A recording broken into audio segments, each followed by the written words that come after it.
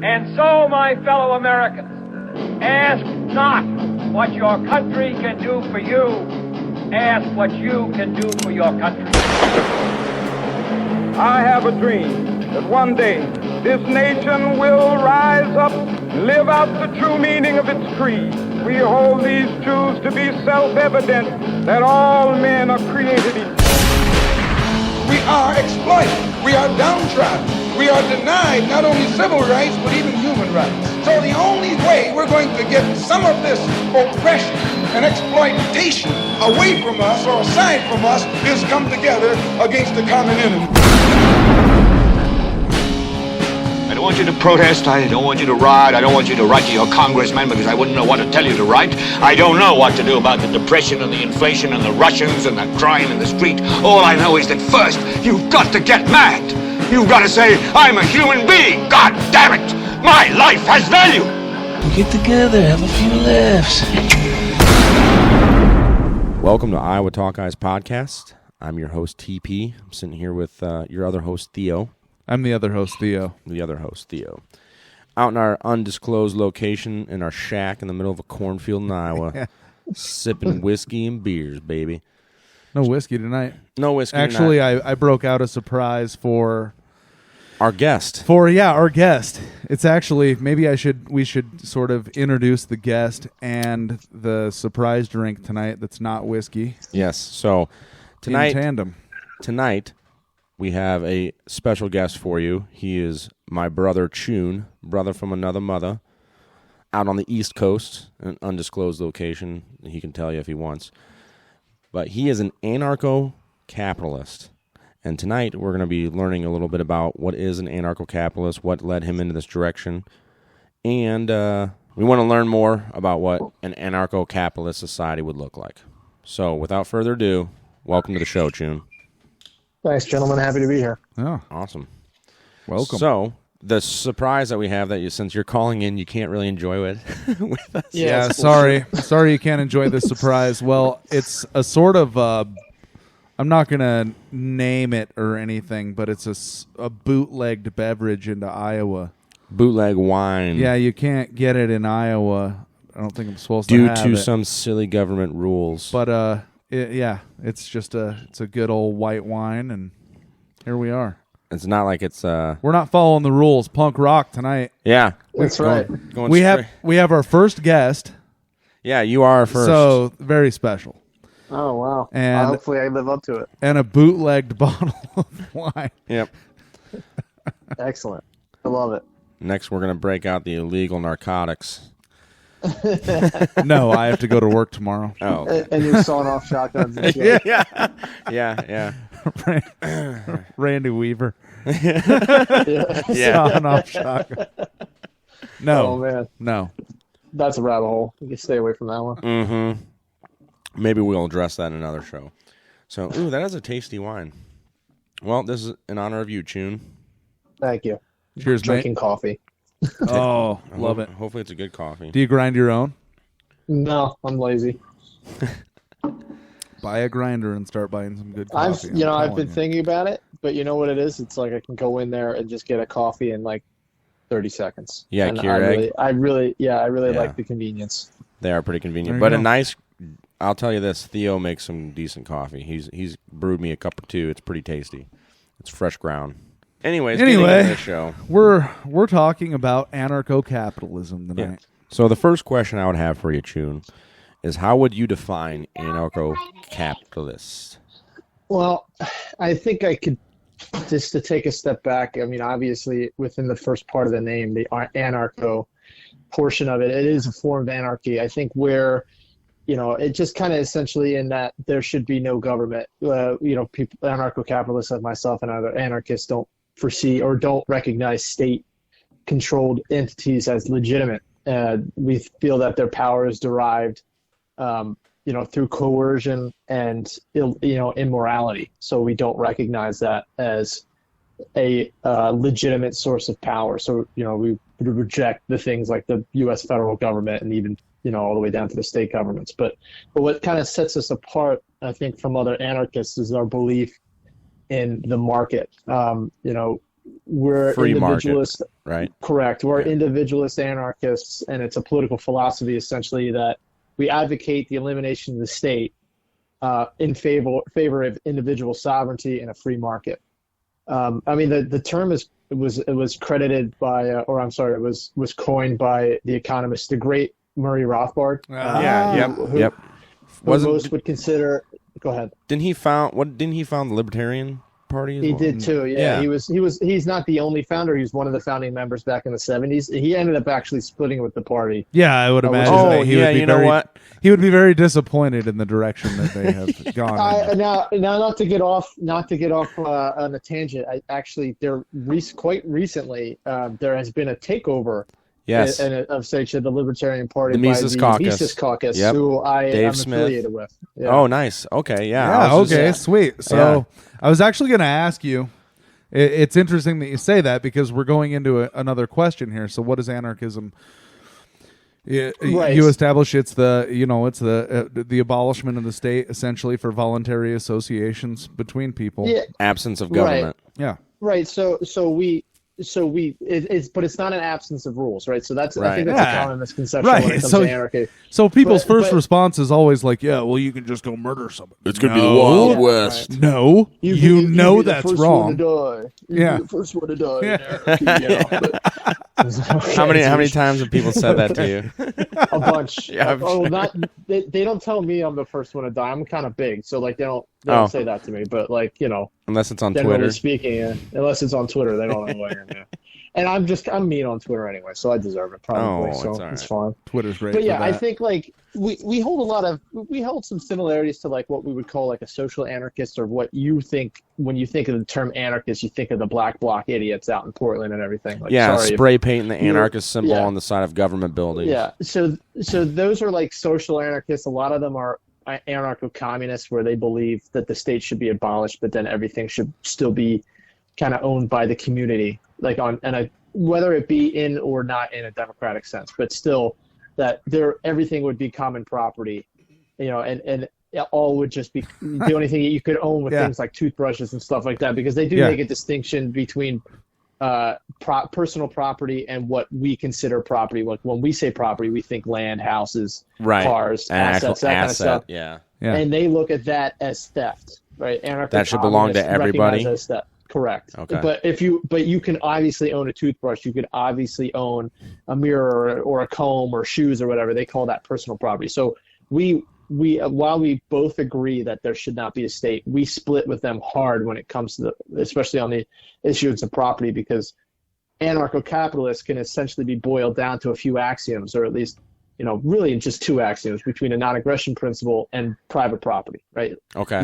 This is kind of the crux of what anarcho-capitalism kind of is, right? Is the very first thing being the non-aggression axiom, which is essentially means, you have the right to be free from any kind of coercive aggression initiated, for no reason by another person.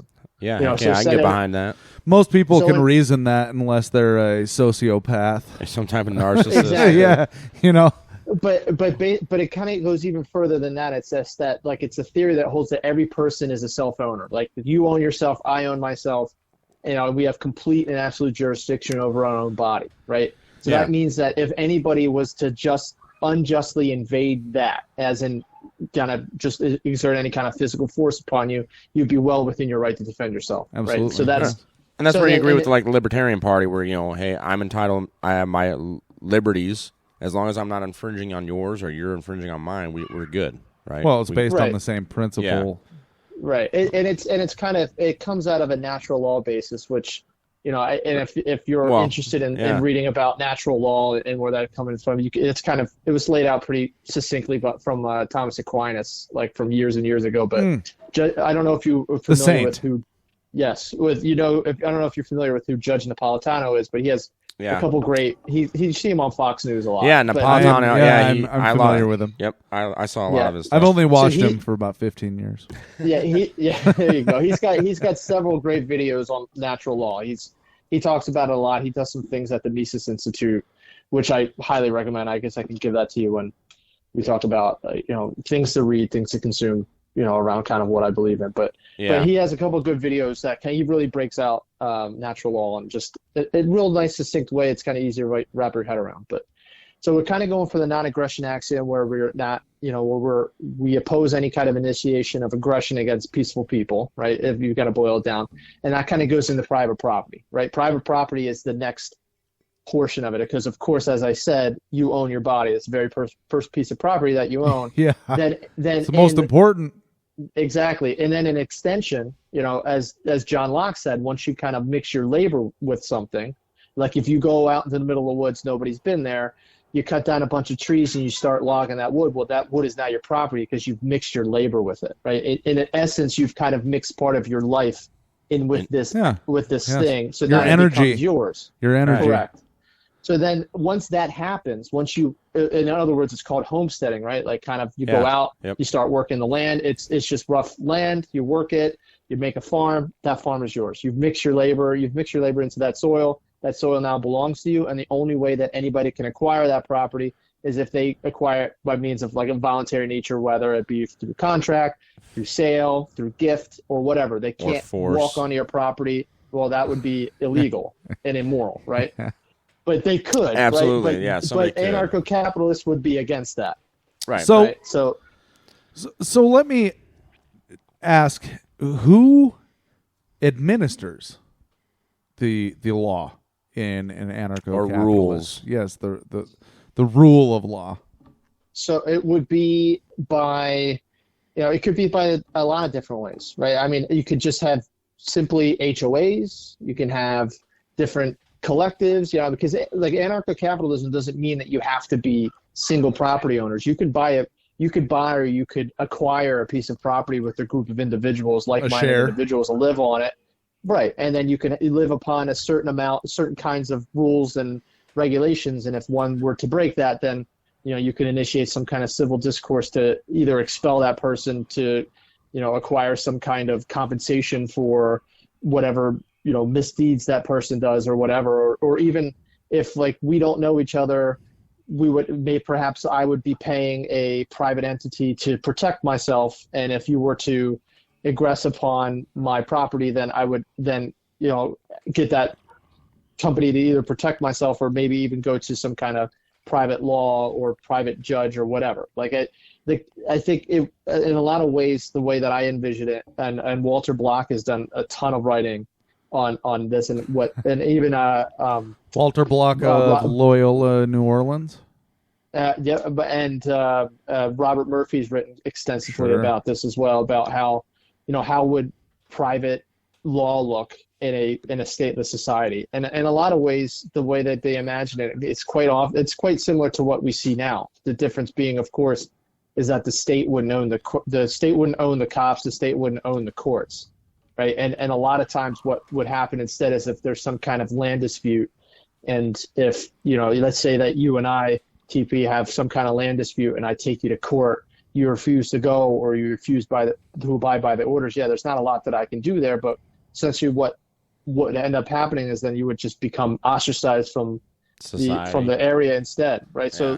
So I think, like, generally speaking, rational individuals have the intention of trying to act rationally and fairly with each other, because that reputation means something to a normal individual. Of course, there's going to be people that don't abide by that. Yeah, we do have a lot of people in our country that do not utilize rational. And it's a fair criticism, but of course I say, well, that's how it happens now, right? Right. So that if that person does these irrational things, why is it that we need the state to remove that person from society? Why don't want to see you no more? Yeah, exactly. Get on out of here. Yeah, otherwise we'll put you down like a rabid dog, boy. Hans Hermann Hoppe is probably one of the more famous and probably foremost anarcho-capitalist philosophers alive today. He's a student of and Rothbard and everything. Rothbard. So he's also very contentious within libertarians, by the way. So not a lot of libertarians like him. Well, a lot of libertarians like him, but a lot of them don't too. But he always that's like Spike Cohen. He's got a very mixed opinion on him. I think Spike's great, but we can get into that. But we don't have to. So Hoppe advocates like a policy of forced removal, right? Like, because he recognizes that, yeah, look, if we're living in Ancapistan tomorrow, there's going to be people that need to be removed from the society, and you need to be able to do it physically. Right? And I think that that's a completely practical thing to say. If you know, as you go to you've gone to the convenience store before and probably dealt with some douche, and like the only way to get rid of them is to kick them out of the store or to leave, right? So it doesn't really happen much in Iowa, actually. Not so much, but some other weirder things do. Like, for instance, we almost had to kick a parent out of a town ball game because he was getting on the 16-year-old umpire about a bad call. It's like, dude, it's town ball. You find the assholes everywhere you go, dude. Dude, yeah, okay. I've never met anybody with so many stories about people being dicks. Like, I just don't get it. Theo knows, you know, I know. If people that didn't know me would probably think I'm making this stuff up, but yeah, I just seem to, they flock to me, dude. I must have a sign on my back that says, hey, come mess with this guy if you're a dickhead. I think it has more to do with your storytelling ability. About anything? Anything at all? I tell good stories. Yeah, I know. But if I was a weirdo, I'd say it's your energy or something. Like, you just it must you just be put dude. that out into the universe, and they just attract them. You know. Hey, dude, I said energy earlier when it came to economics, and come on, man, call me a weirdo. That's not the no. He's calling me the weirdo. About. I'm the weirdo. So. Okay, well, that was very informative, and we got still a whole bunch of other questions to ask. So. I got next question, I think. You got it? Okay, go ahead. Is that all right? Yeah. Okay, so how about money? How do we sort of, you know, administer money and exchange of value, if you will, under an anarcho-capitalist, you know, structure. Ancap society. Yeah. Yeah, I highly recommend reading on money and banking. I've heard about that.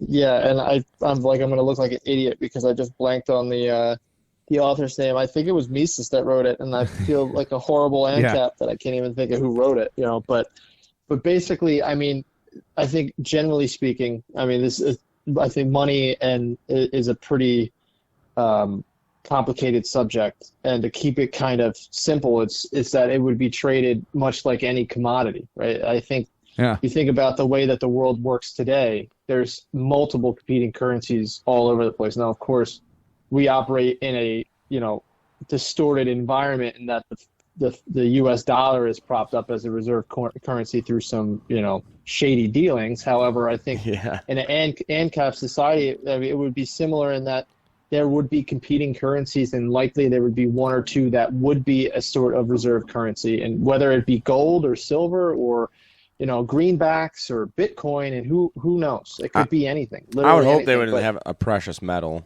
to back it. I mean, that would be the most. I'm sure. That'd be the most logical thing. I mean, it's been gold and silver has been used as a currencies. You mean like the Russians just did when they got ruble, sanctioned and stuff? You know, because they're really just stupid and they have a one-dimensional economy, right?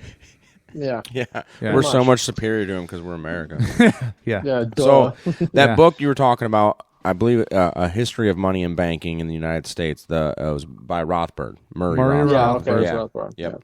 I bet I own it. So he talks about like he gets into the Fed and how distorting and how terrible and like evil the Federal Reserve is, and how absolutely. I mean the way that we run our currency essentially is. It props the state up and allows it to do all the terrible things that it does. So it's a joke. It's make believe. So, yes, it's all make believe. Exactly, it is. Yeah, it's a frick. Yeah. So I mean, I guess, and I hopefully I answered your question a little bit, but I think it is. It's probably, to be honest, one of those questions that I don't know if I'm qualified to give you a great answer on, because that's not something that I really focus on. First of all, that's why we have you on. I mean, yeah. You're a lot smarter about this stuff than us. Yeah. So I would imagine, like you said, there would probably be multiple currencies, like the cryptocurrency market is now, how we're seeing new currencies growing. Well, that's what it is. It's competition, and I don't know what the hell. Yeah, with the free market. I still don't know what the hell a cryptocurrency is. I really don't. It's make-believe too, dude. Yeah. But everything is make-believe. That's why a cryptocurrency is nothing to me, just because I know that even modern currencies are actually fiat. Yes, that's the Yes. name. They're just they're not real. Right. It's not Yeah, real. that's what- It's for us play people. And that's I had somebody say to me, they said, I don't deal with crypto at all because it doesn't make sense to me because nothing backs it up, this and that, yada, yada, yada. I said, do you know what's backing up our U.S. dollar right now? Yeah, absolutely. I said, it's the same thing right now. Yeah, it's nothing. It's make-believe. I said, the only reason it has value is because people give it a value. They actually, there is a value. To what? There is a value behind the U.S. dollar. And oil? It's in the form of destroyers. The 82nd Airborne Division, Hornets, fighter jets, 75th Ranger Regiment, Marine Expeditionary Units. Honestly, that's what. Isn't that what gives America capital? Yes, these days, the petrodollar giving the Saudis and other OPEC countries military protection and basically being what the world police, right? Yeah. Trey Stone and Matt Parker. Hey, hit the nail on the head, dude. Yeah. Team America. We're also the largest economy in the world too. Everybody wants to do business here, so that's helpful. Well, it is helpful. Yeah. To an extent, I should. But yeah, I mean, I think like you're gonna make all the crypto guys that listen to this mad. But I think basically, whatever. I kind of feel the same way. I know, like, I can understand where some of the value of Bitcoin comes in because there is a limit to how much that can be made. Like when it was originally like conceived of by, I forget the guy's name, starts with an S, but like he essentially laid out in that as they're solving these algorithms or these formulas to kind of mine the Bitcoin, there is a limited amount of them. So yes. So there is a value derived from scarcity there. Scarcity. Right. And the other value being, of course, that the users of Bitcoin want to use it because it's unfettered from the central government. There we go. Right. And the idea of it is that the federal government can't regulate it and can't take it from you. Which and the idea also was it was supposed to be inflation proof or whatever, right? Initially, yeah, I remember a bunch of memes coming out when it first. But there's all the speculators around it now. So what the value of it actually is, I'm not sure because even though it's been losing a lot of value, it's still way more. It's worth more than a single dollar is. Like there's still value in it. I wonder how much of it is speculated because there was so much money to be made around Bitcoin for such a long time. Well, a lot now, I would imagine, because it's made headlines. Yeah. Well, from my understanding, what I wanted to say, just real quick, is, Choun, you're also talking to. Well, I'm going to speak for you, Teepee. A couple simpletons from fucking Iowa. Simple-minded. Dude. Our favorite sport is cornhole. Dude, it all comes down to this physical reality. You know what I mean? Yeah. Really? Well, and that's a form of currency as well. Your labor, right? Well, yeah. That's what we do now. We physically exert our bodies for money. I sound smart, but I'm just a dumb grunt too, so I feel you. He just knows how to read, unlike us. Yeah, it's left and right, up and down. I take Tylenol for headaches. Yeah, take time off. Yeah, take time off for breaks off. Okay, so moving forward. Well, I just real quick on the money thing. I think it's an important piece. I think like it's just kind of why. Like I'm an anarcho-capitalist, why I follow the Austrian school, because they put a big thing on the economy and all money, right? There can be no freedom in this world without a free money supply, a decentralized money supply. I think we all saw that in action. Exactly. We saw that all in action with what happened in Canada with the trucker thing, right? Like they essentially were trying to take people's money and they were prosecuting them for donating money to a totally peaceful and legal for like a free expression protest. Convoy, against forced medical treatment. So it's like just to see what a government in Canada, who look, not to talk shit about Canada, but they go ahead, we do it all the time. Like, the government in Canada is a weak little bitch compared to the U.S. federal government. So if Canada can do that to all of those truckers, what do you think the U.S. federal government can do to you? Yeah, and the Canadian people are not just some pushovers. No, they're not. There are some hard backwoods Canadian folks. Their snipers are some of the best in the world. I think for a long time, some Canadian snipers held the world record for the longest distance kills in Afghanistan. I think that you're talking about the one that broke Carlos Hathcock's record. Yeah, it was over a mile. It's just because I've researched the stuff. It's insane. They've also beat us in 2 battles. The Canadian, the War of 1812. There's a reason that Toronto is in Canada these days, folks. They're not just some slouches. Right, no. And that's the sad thing is a lot of the citizens up there are really upset with the whole situation unfolding with their government as well. So I would imagine.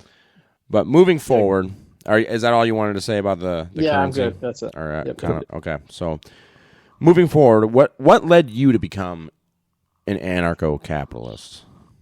Dude, just watching the news, bro. You know, it's just I tell you what, like I got home from the Marine Corps.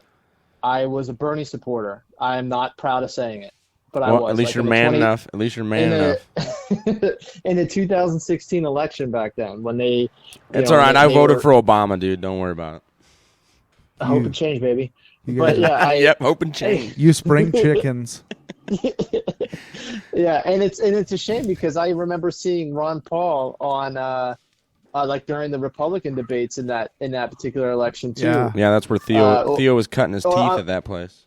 Yeah, and I was in a chow hall in Camp Geronimo in Afghanistan, and I saw him on. I'm like, who the fuck is this guy? And I was like, wow, you know, he had said a lot of great things, and then I got out of the Marine Corps, and I was so like disenfranchised and pissed off about everything, and really the only politician at the time was Bernie Sanders. So I started reading into that, and then you know what ended up happening was a friend of mine that I deployed with the first time, Teepee, you know who he is. I'll tell you off air, but he pretty much told me I was an idiot. Was he Jose?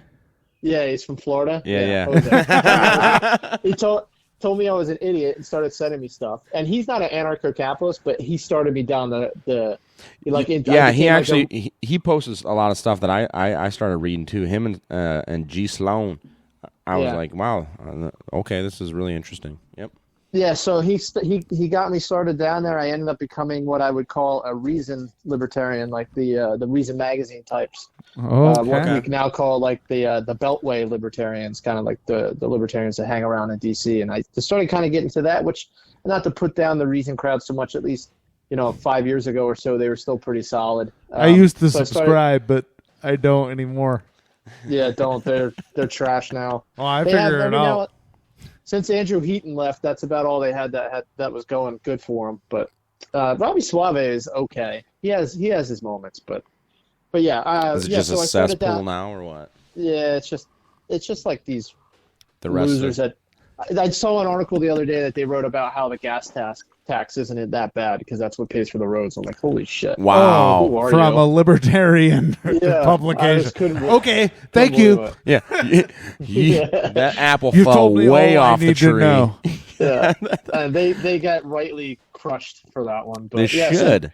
So what was that one? What was that one? The libertarian, was it Gary Johnson last year that was running he was talking about ending the war on drugs and legalizing all those drugs?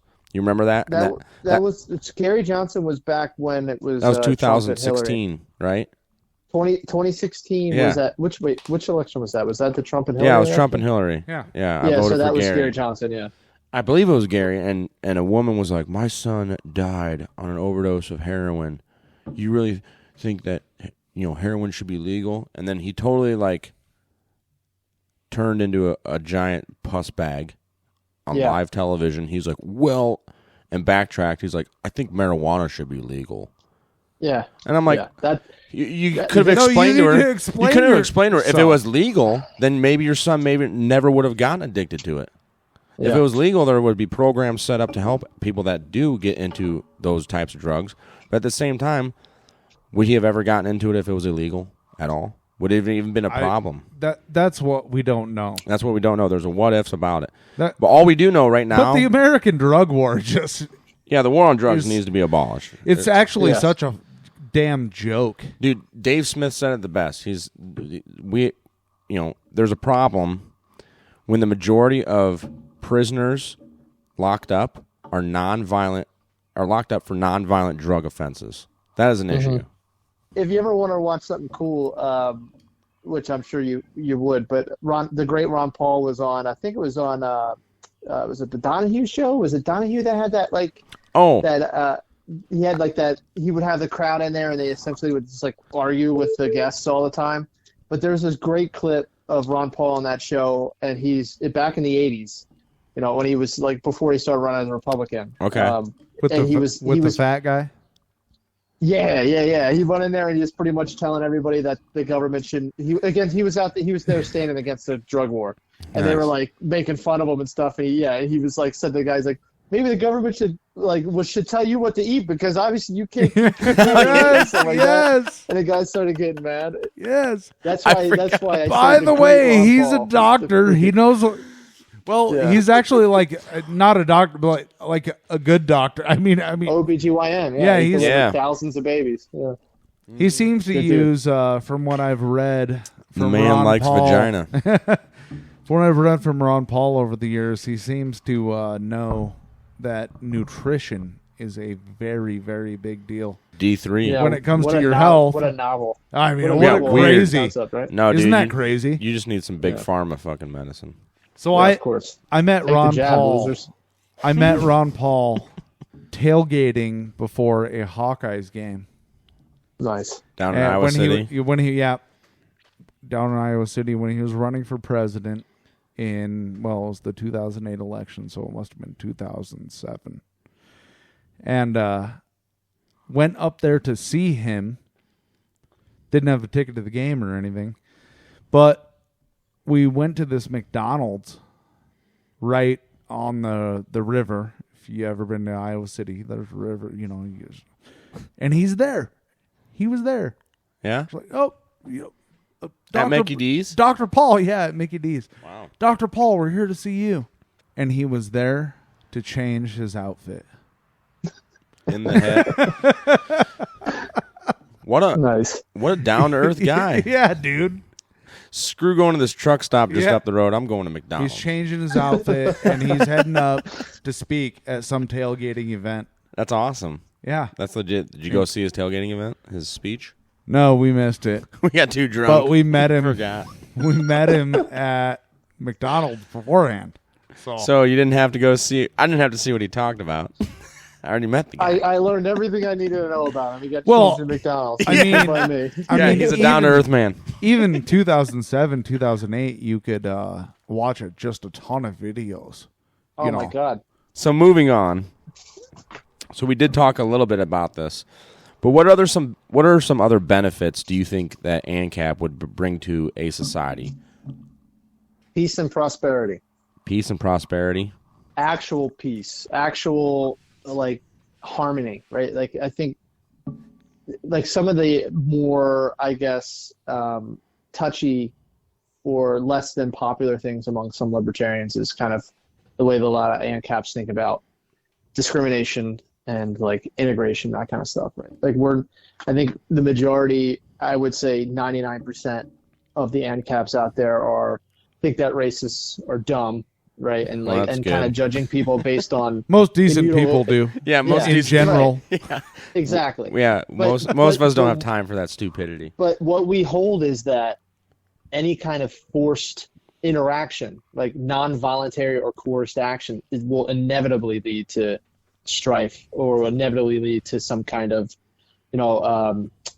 conflict between people, right? So in this case, kind of taking it to today with how just about anything that we do in America nowadays is a fight, right? We're fighting about we're fighting about Roe versus Wade today. Yesterday we were fighting about whether or not you got to get a jab to go on a plane or to have your job, or sending billions to Ukraine. Yeah. Sending billions to Ukraine, all these things that, I think underneath the backdrop of a huge coercive government turns into these political fights, these huge things. I mean, you think about the way that you educate your kids nowadays. It's a huge fight going on right now. With absolutely. Schools and everything. It's terrible. It is. So from an ANCAP society perspective, the way that we look at it is as we recognize non-aggression of property.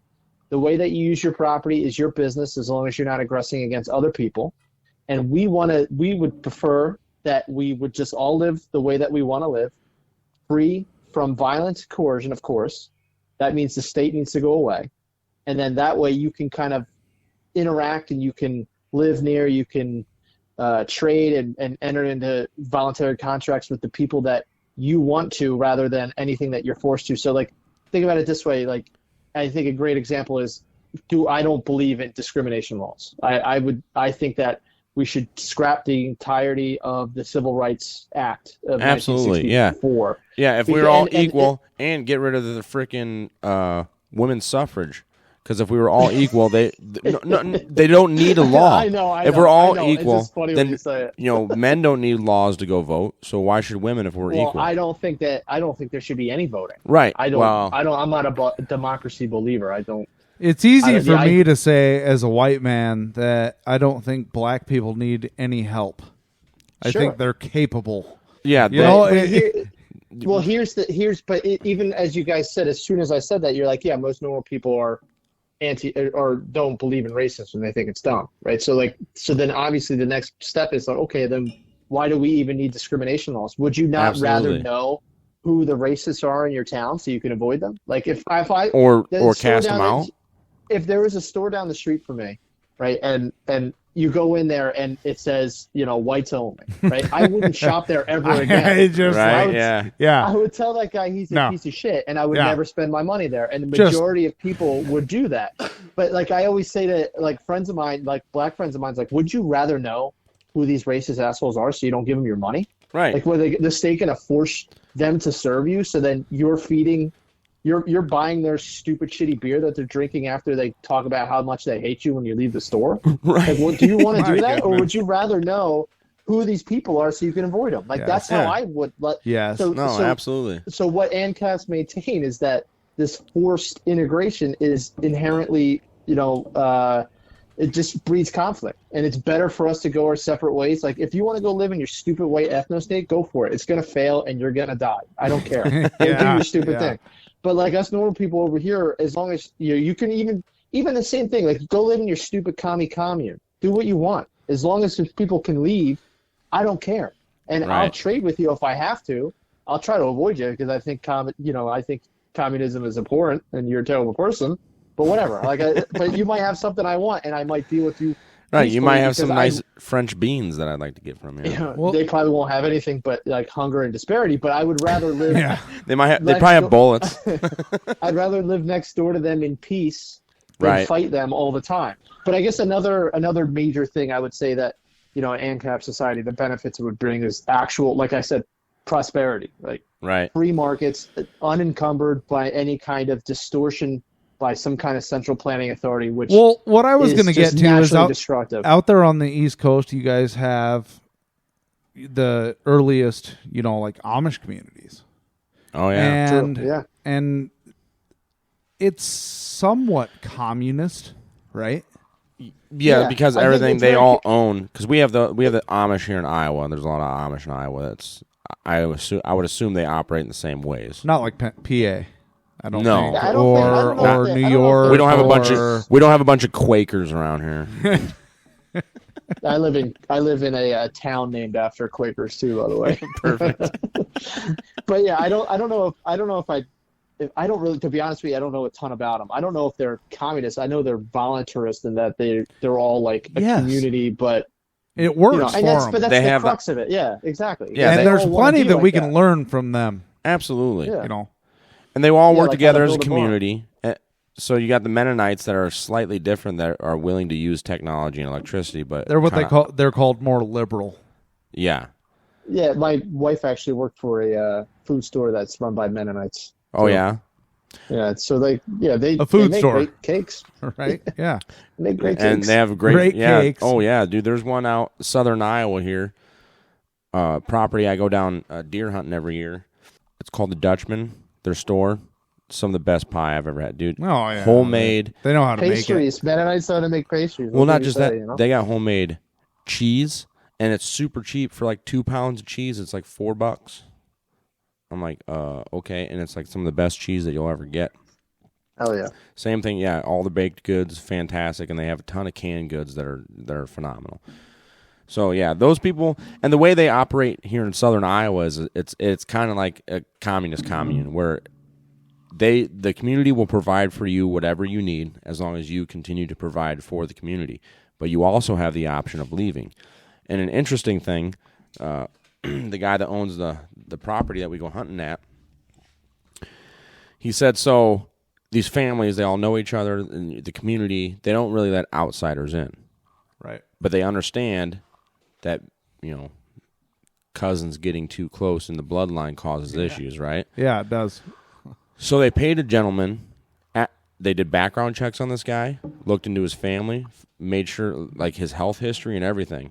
They went through the whole shebang. For $10,000, they wanted his semen to help build the society.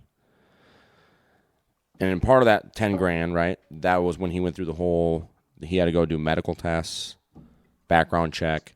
They looked into his family. They wanted to know that they're getting good bull semen, He's a good bull. He's right? a good stud. He's a good stud.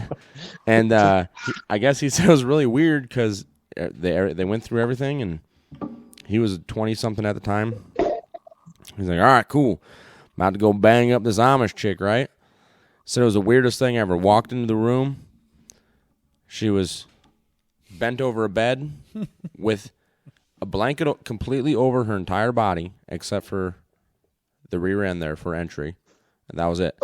And everybody stood outside, like all of like the community elders and her mother, like all these people were like standing outside, and they're like, we're just here for the sperm, buddy. So like they made it known, like, don't be beating the brakes off her, boy. All right. I was like, that's very interesting. I never knew that about that type of community. Yeah. Yeah. So It's weird. It is weird. But hey, it's a good way to make $10,000 if you got good semen. Yeah. That's just capitalism, baby. Just a story. Exactly. That's free market capitalism. Hey, it's just a story. But anywho, okay, so moving on, the next question I had was, what would an Ancap society look like? And you kind of did cover that with a lot of the stuff you already spoke with so far. I mean, it can look like anything, honestly. I mean, I think we never know. It would be a hodgepodge of different things. Like I think I would prefer to live in something that's kind of more akin to similar to what we have now, but certainly voluntaristic in that I'm not beholden to some kind of central, democratized authority. And if I feel that I don't agree with what's going on in it, I could just peacefully leave it with no problems. Like you can't leave America without paying money. I think that's ridiculous. True. Right. Like, I think in an ANCAP society, a truly free society, you would be able to do that, right? And you would be able to, associate with those that you want to associate with. I mean, and like I had said earlier, if you wanted to live in some commie, hippy dippy freaking farm commune, then by all means, go do your thing. I have a lot of friends that I have. I bought well, hopefully not one of those, because I would say that would be against. Don't drink the Kool-Aid. ANCAP. that I would say that would be illegal and immoral, and I think that absolutely, yeah. So then, so let's say we're in a scenario where there's ANCAP societies set up. There's other communes, stuff like that. So let's say your neighbor, they have a commune compound, and it's like a Jonestown scenario. So how would your society handle that? Would you just let them be as long as they don't leave their area, even though there's people in there that are probably, bad stuff's happening to them? As long as they're consenting adults, there's not a lot that you can do. If they went in willingly, right? Yeah, and I think like when it comes to kids, there's a bit of a difference there because there's a debate over when does a child actually have full moral guardianship over themselves, right? I think like when I think about my kids, of course my kids are much younger. I'm their guardian, and I therefore you're responsible for them. They forfeit some of their rights to my authority because of our natural relationship between father and child. I have a moral responsibility and to care for them and to teach them and to raise them up in the best way possible, keep them safe. I'm responsible for their safety. I think in a Jonestown instance where there were children there, and you can hear it, like when they actually do the Kool-Aid, it's messed up. Terrible. It's so bad. Sick. It's sick. But like I think if that we could, if we had a pretty good idea what was going on there, I think that would be well within our moral right, or I think it would be moral to go in and by force and to remove those children if they were actually in danger. I think that would bring upon it some kind of burden of proof. And of course, if we went in there and we were wrong, then we would have to, compensate that community a reasonable amount of money or whatever. Yeah, sorry for whatever messing damages we did. Sorry I had a fight in the middle of your Black Panther party.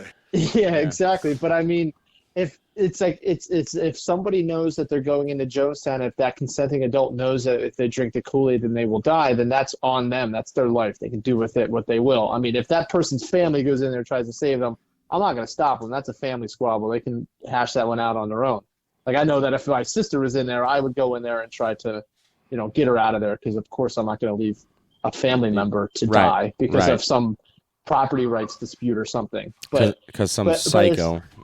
Right, but at the same time, there's a certain level of responsibility that you have within a liberty-based society that you are ultimately responsible for your own safety. And if you decide to engage in behavior that is not safe or that is detrimental to your health, that you are allowed to do that by your right, because, as I said earlier, your first piece of property and your principal piece of property is your body, and nobody has the right to tell you what to can and can't do with that body. I would hope that your family would influence you away from doing those kind of things. Of course, whether it be your church or your immediate family, your friends, your community, or whatever, I would hope that there would be some kind of guide there to keep you from going to do some dumb thing and drink the Kool-Aid. However, as an adult, I don't have the right to stop you from doing that.